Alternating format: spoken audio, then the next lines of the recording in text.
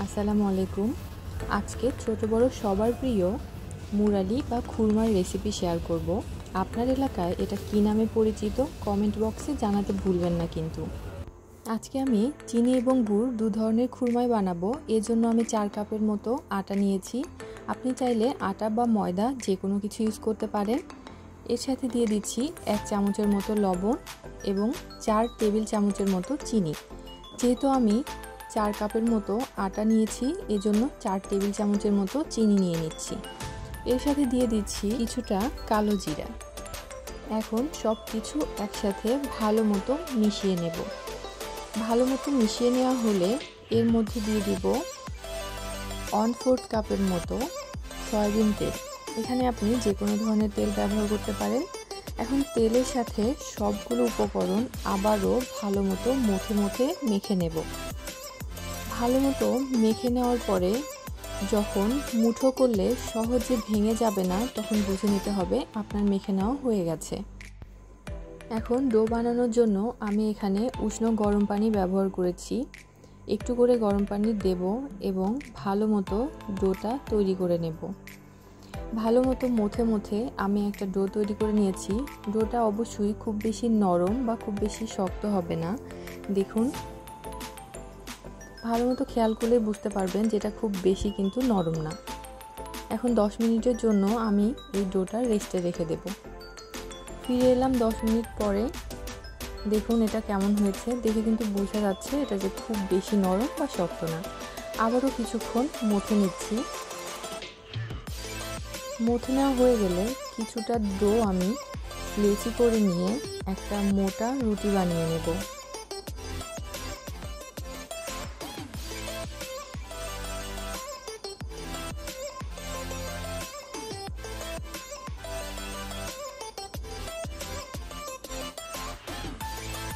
এখানে আমি একটা মোটা রুটি বানিয়ে নিয়েছি। দেখুন এটা থিকনেসটা ঠিক এমন হবে। এখন আমি একটা পিৎজা কাটার দিয়ে এর সাইডের অসমান অংশগুলো কেটে নিচ্ছি। আপনি চাইলে চাকু দিয়েও এই কাজটা করতে পারেন। এখন ভেতরের সমান অংশগুলো আমি লম্বা লম্বা করে খুরমার শেপ দিয়ে নিব।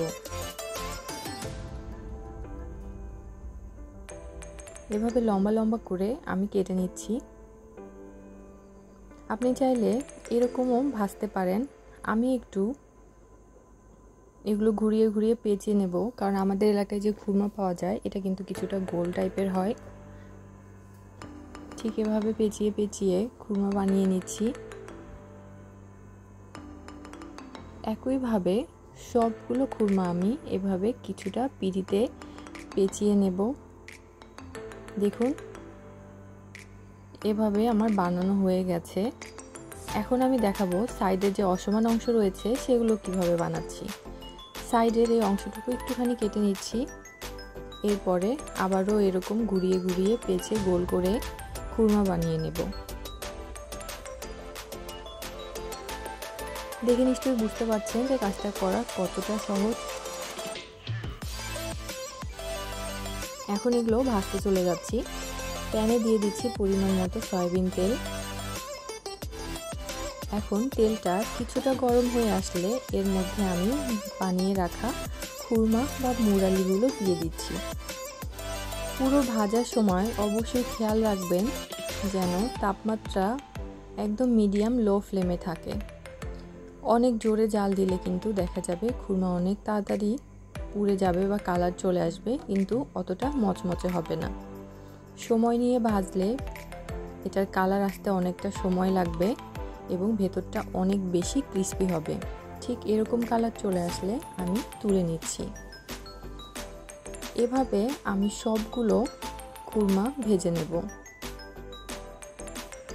আমার ভেজে নেওয়া হয়ে গেছে। এখন অর্ধেকটা আমি চিনি শিরায় জাল দিব। এই জন্য এখানে 1.5 কাপের মতো চিনি নিয়েছি। এর মধ্যে 1 কাপ পানি অ্যাড করে দিচ্ছি। এখন চিনি এবং পানি অনবরত নাড়তে থাকবো এবং একটা ঘন শিরা তৈরি করব। আপনি যত ঘন শিরা তৈরি করবেন আপনার জন্য কাজটা তত সহজ হবে।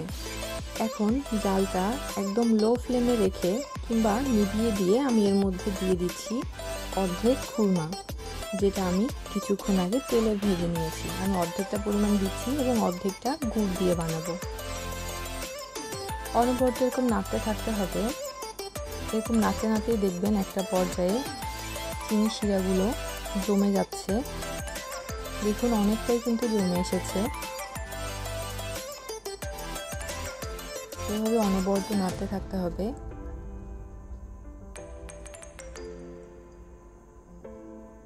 নাড়তে নাড়তে এক পর্যায়ে চিনির শিরা এরকম দলা পেকে যাবে এবং খুরমার গায়ে সুন্দর মতো লেগে যাবে।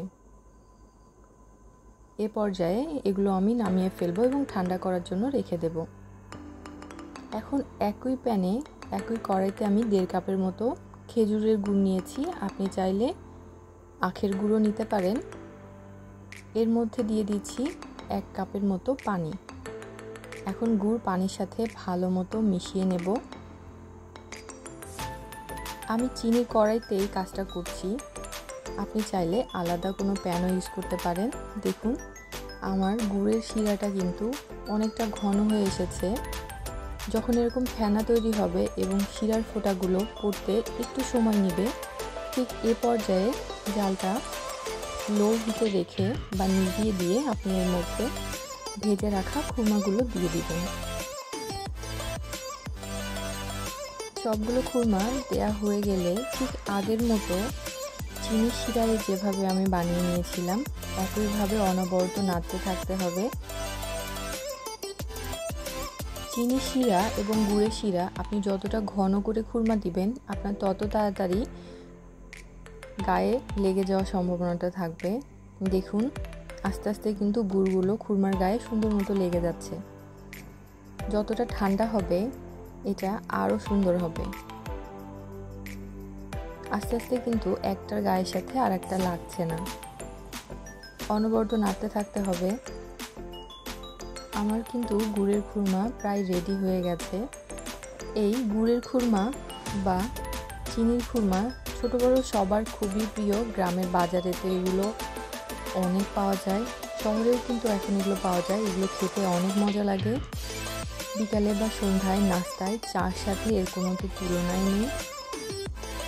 বাসায় সবাই একবার ট্রাই করে দেখবেন যে কত সহজেই দোকানের মতো পারফেক্ট খুরমা বা মুরালি বাসায় বসেই ট্রাই করা যায়।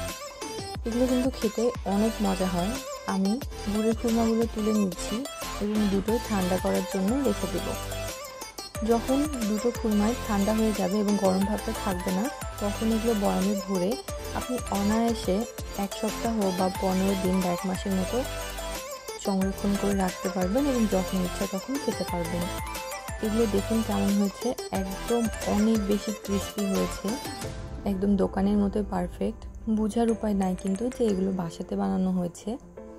আমি গুড়ের একটা ভেঙে দেখাচ্ছি, দেখুন এগুলো কতটা মচমচে। আজকে এই পর্যন্তই। আল্লাহ হাফেজ।